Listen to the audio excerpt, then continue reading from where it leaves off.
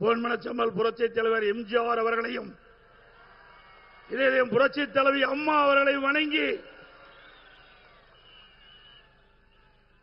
தமிழகம் மட்டுமல்ல இந்தியாவே இன்றைய தினம் கோயம்புத்தூர் நகரை திரும்பி பார்த்துக் கொண்டிருக்கின்றது.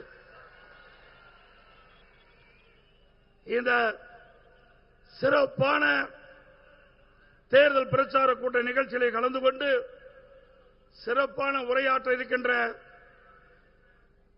மாண்புமிகு பாரத பிரதமர்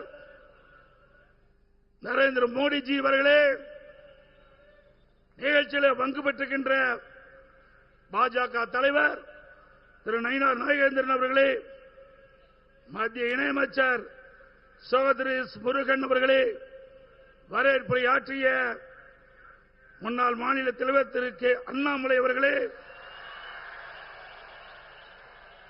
அனைத்து இந்திய அண்ணா திராவிட முன்னேற்ற கழக தலைமை நிலைய செயலாளர் முன்னாள் அமைச்சர் சகோதரர் எஸ்.பி. வேலுமணி அவர்களே, மேடையிலே வீட்டுகின்ற பல்வேறு கட்சியினுடைய தலைவர்களே, கழக வேட்பாளர்களே, கூட்டணி கட்சி வேட்பாளர்களே, வரி என்று சிறப்பித்துக் கொண்டிருக்கின்ற பெரியவர்களே, தாய்மார்களே, வாக்கா பெருமக்களே, பத்திரிகையாளர்களே, ஊடகங்களே, அனைவருக்கும் என்னுடைய முதற்கண் நன்றி கலந்த வணக்கம். இன்றைக்கு தமிழகத்திலே நடக்கின்ற தேர்தல் தமிழகத்தை சுரண்டி பிழைத்துக் கொண்டிருக்கின்ற ஒரு குடும்பத்திற்கும் தமிழ்நாட்டுக்கும் நடக்கின்ற தேர்தல். இந்த தேர்தல் மூலமாக குடும்ப ஆட்சிக்கு முடிவு கட்டுகின்ற தேர்தல், வாரிசு அரசியலுக்கு முடிவு கட்டுகின்ற தேர்தல். இன்றைக்கு தமிழகத்திலே ஊழல் நிறைந்த ஆட்சி, மக்கள் விரோத ஆட்சி, இந்த ஆட்சியை அகற்ற வேண்டும் என்ற அடிப்படையில் இன்றைக்கு தேசிய ஜனநாயக கூட்டணி அமைக்கப்பட்டுகின்றோம். அதிமுக கூட்டணிக்கு தலைமை தாங்கின்றது. மக்கள் விரோத ஆட்சியை அகற்றுவோம். அகற்றுவீங்களா? நல்லா சத்தமா சொல்லுங்க. பாரத பிரதமர் அவர்களுக்கு கேட்கும். ஏற்கனவே பொன்மனச்செம்மல் புரட்சி தலைவர் எம்ஜிஆர் அவர்கள் அனைத்து இந்திய அண்ணா திராவிட முன்னேற்ற கழகத்தை தொடங்குகின்ற பொழுது தீய சக்தி திமுக வேரோடு தமிழகத்திலே அழிக்கப்பட வேண்டும் என்ற அடிப்படையிலே அண்ணா திமுகவை தோற்றுவித்தார். அவர் மறைவுக்கு பிறகு இதே புரட்சி தலைவி அம்மா அவர்கள் சிறப்பான ஆட்சி கொடுத்தார்கள். இருவரும் தலைவர்கள் தமிழ்நாட்டுக்கு சிறப்பான ஆட்சி கொடுத்த தலைவர்கள். அதேபோல மாண்புமிகு பாரத பிரதமர் மோடி அவர்கள் இன்றைக்கு உலகம் முழுவதும் இருக்கின்ற தலைவர்கள் பாராட்டு பெறுகின்ற அளவிற்கு இந்திய நாட்டை உயர்த்தி பிடித்தவர் மரியாதைக்குரிய பாரத பிரதமர் நரேந்திர மோடி அவர்கள். எத்தனையோ பிரதமர்கள் தமிழக நாட்டை ஆண்டிருக்கின்றார்கள். ஆனால் இந்திய நாட்டிற்கு பாரத பிரதமர் நரேந்திர மோடி அவர்கள் பதவி ஏற்ற பிறகு மிகப்பெரிய பெருமை கிடைக்கப்பெற செய்திருக்கின்றார்கள். அவருடைய உழைப்பு மெச்சத்தக்கது. இரவுகள் மாறாமல் இந்திய நாட்டுடைய வளர்ச்சிக்காக தன்னை அர்ப்பணித்துக் கொண்டு உழைத்துக் கொண்டிருக்கின்ற தலைவர் பாரத பிரதமர் நரேந்திர மோடி அவர்கள். அண்ணா திமுக, பாரதிய ஜனதா, பாட்டாளி மக்கள் கட்சி, அம்மா மக்கள் முன்னேற்ற கழகம் மற்றும் கட்சியோடு பல கட்சிகள் இணைந்து அற்புதமான கூட்டணி அமைத்திருக்கின்றோம். நம்முடைய கூட்டணி இயற்கையான கூட்டணி, வெற்றி கூட்டணி, அண்ணா திமுக கூட்டணி. திராவிட முன்னேற்ற கழகம் ஆட்சி பொறுப்பேற்று 5 ஆண்டுகள் ஆகின்றன. 5 ஆண்டு காலத்தில் திராவிட முன்னேற்ற கழகத்துடைய சாதனை 5 லட்சம் கோடி தமிழகத்திலே கடன் பெற்று இந்தியாவிலேயே கடன் வாங்குவதிலே முதல் மாநிலம் தமிழ்நாடு. அந்த சாதனை தான் இன்றைய முதலமைச்சர் படைத்திருக்கின்றார். 73 ஆண்டு காலம் பல கட்சிகள் தமிழ்நாட்டை ஆண்டிருக்கின்றன. 2021 வரை தமிழ்நாட்டுடைய கடன் அளவு 4,85,000 கோடி. 2021 இருந்து 2026 வரை திராவிட முன்னேற்றங்களுடைய ஆட்சி அவள் வாங்கிய கடன் 5 லட்சம் கோடி. எந்த ஒரு பெரிய திட்டமும் இதுவரை கொண்டு வரப்படவில்லை. எனக்கு முன்னாலே பேசுவதில் குறிப்பிட்டதை போல தமிழ்நாடு வளர்ச்சி பெறுவதற்கு, தமிழ்நாட்டில் ஒரு பெரிய திட்டம் கொண்டு வருவதற்கு எந்த நடவடிக்கையும் எடுக்கப்படவில்லை. ஆனால் அதிமுக ஆட்சி இருக்கின்ற பொழுது மத்திய அரசோடு இணக்கமாக இருந்து தேவையான திட்டங்களை பெற்றோம், தேவையான நிதிகளை பெற்றோம். தமிழகம் ஏற்றம் பெற்றது. இந்தியாவிலேயே தமிழகம் முதன்மை மாநிலம் என்ற பெருமையை அதிமுக ஆட்சி அடைந்தோம். இன்றைக்கு மத்தியிலே பாரதிய ஜனதா ஆட்சி இருக்கின்ற பொழுது பாரத பிரதமரிடத்தில் வேண்டுகோள் வைத்தோம்.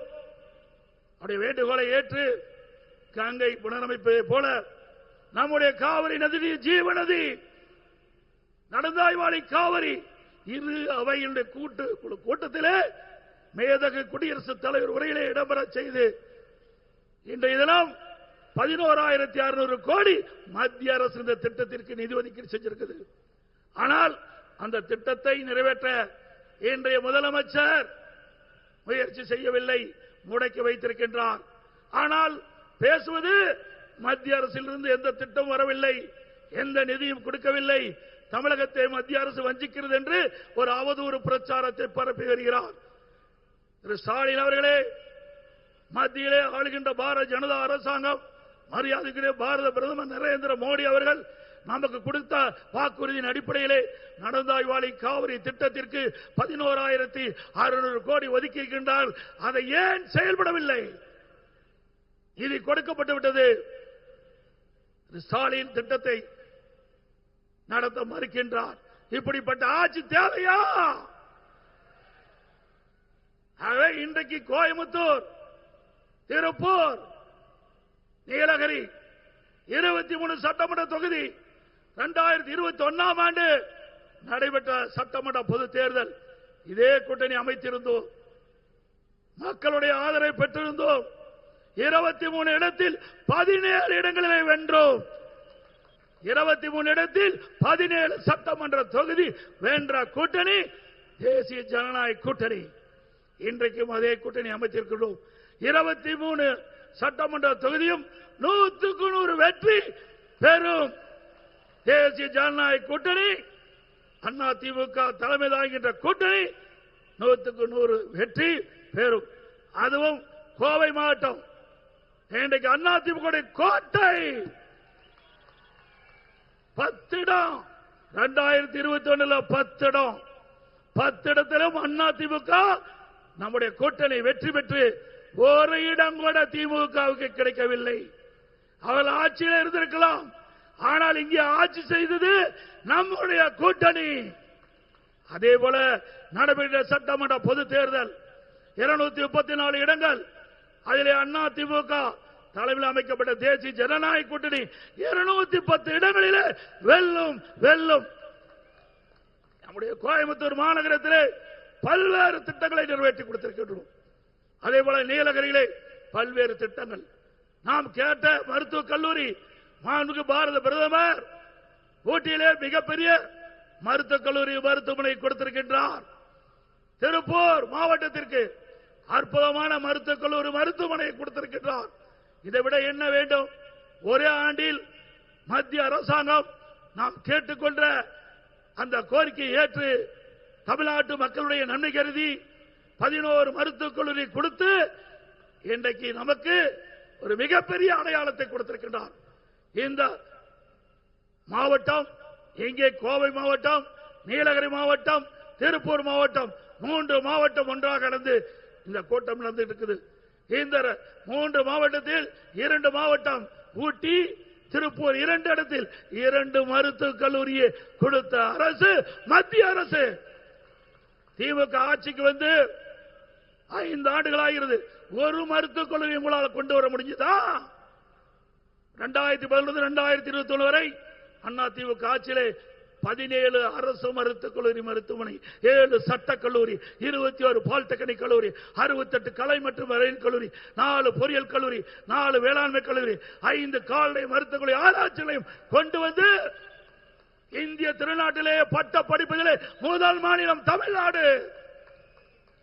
ஆக திரு ஸ்டாலின் அவர்களே, எப்பொழுது பார்த்தாலும் அதிமுக ஆட்சியிலே எந்த திட்டத்தையும் நிறைவேற்றவில்லை என்று தவறான கருத்தை, அவதூறான கருத்தை பரப்பி வருகிறார்.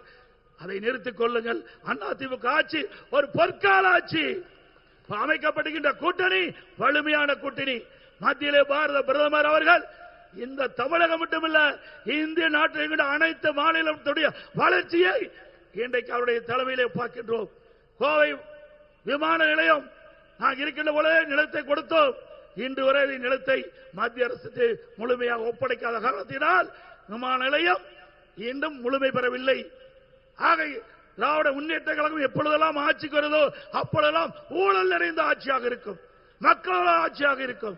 இன்றைய தினம் போதைப் பொருள் விற்பனை, எங்கே பார்த்தாலும் போதைப் பொருள் விற்பனை, கஞ்சா விற்காத இடமே இல்லை. இதனால சிறுமிகள் பாதிக்கிறாங்க, பெண்கள் பாதிக்கிறாங்க, பாட்டியம்மா கூட பாதிக்கிறாங்க. அப்படிப்பட்ட அவல ஆட்சி தேவையா? சிந்தித்து பாருங்கள். இந்த தேர்தல் மூலமாக திராவிட முன்னேற்ற கழகத்தை வீழ்த்துகின்ற தேர்தல். தமிழகத்திலே 3 மாதம் ஆட்சி அமைந்துடனே 3 மாதத்தில் இன்றைக்கு தமிழகத்தில் இருக்கின்ற இந்த கஞ்சாவை முழுமையாக அறவாக ஒழிக்கப்படும். தமிழகம் போதைப் பொருள் இல்லாத மாநிலமாக உருவாக்குவோம். தமிழகத்திற்கு தேவையான திட்டங்களை மத்தியிலிருந்து பெறுவோம். தமிழ்நாட்டு மக்கள் என்ன எண்ணுகின்றார்களோ அந்த எண்ணப்படி மத்திய அரசோடு இணைந்து பணியாற்றி நமக்கு தேவையான நிதிகளை பெற்று தேவையான திட்டங்களை பெற்று தமிழ்நாடு இந்தியாவிலே நம்பர் 1 மாநிலம் என்ற பெருமையை உருவாக்குவோம் என்று சொல்லி மேடையிலே வீட்டுக்கின்ற நம்முடைய அற்புதமான வேட்பாளர்கள், சிறப்பாக பணியாற்றக்கூடிய வேட்பாளர்கள், அனைத்து இந்திய அண்ணா திராவிட முன்னேற்ற கழக வேட்பாளருக்கு இரட்டை சின்னத்திலே வாக்களியுங்கள்.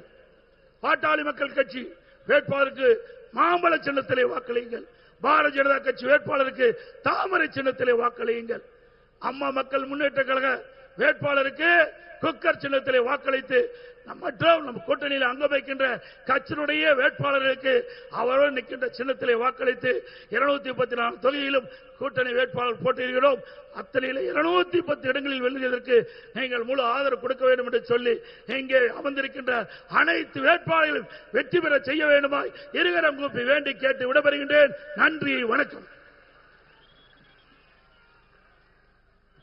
அடுத்தபடியாக நாம் ஆவலுடன் எதிர்பார்த்துக் கொண்டிருக்கும் உலக தலைவர்களினுடைய நண்பனாக இந்த பாரத அன்னை கண்டெடுத்த தவல் புதல்வராக